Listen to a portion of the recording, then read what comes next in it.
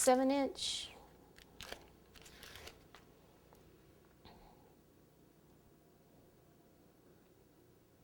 And more buttercream and then the 6-inch. And then we'll be ready to carve this up a little bit. So then I'm going to go ahead and pop this whole thing on my turntable so that it's easier for me to cut. And just turn it and make sure everything kind of looks in the center. Here. It's a beehive, doesn't have to be totally perfect. I'll put it on here, maybe that'll collect the cake scraps for me. And I like to start at the top and just cut down this way.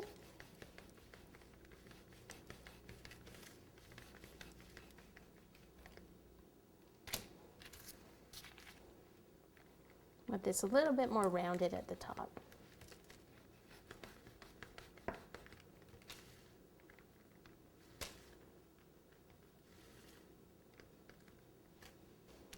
Okay, and then come down.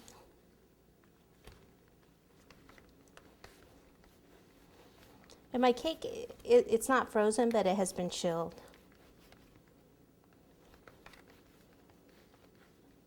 I do like to actually freeze it, but I didn't, so. Start here. Now our cake board's there, so I'll start here and kind of come out.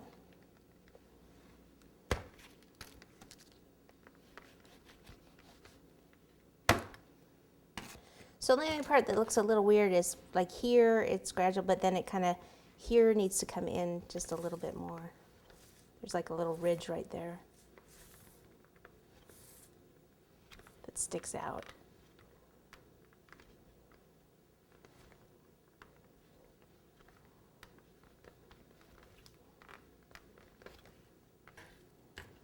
Okay, so that wasn't too hard. I mean, for carving, that's, you know, pretty easy. Pretty easy stuff there. So you don't need a shaped pan for that, right? No.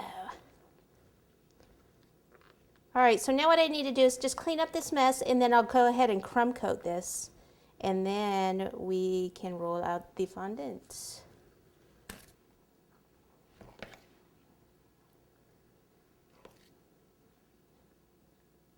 Always start at the top and push it downward. Just easier to push the icing down than, you know, starting at the bottom and pushing it up. But it's not the end of the world if that's what you want to do. All right, so we just start to smooth this out. I always like to use my little scraper here, icing smoother comb. And then when you get to the top section here, I mean, it'll only kind of do so much. And then I go back to the acetate and then take it and smooth. Remember, acetate's a cake supply. You get it at cake supply stores. It's in a strip. They may sell it by the piece, kind of like by the foot or so. Or you can usually get something like an office, not office, but like an art supply store, some kind of acetate sheets.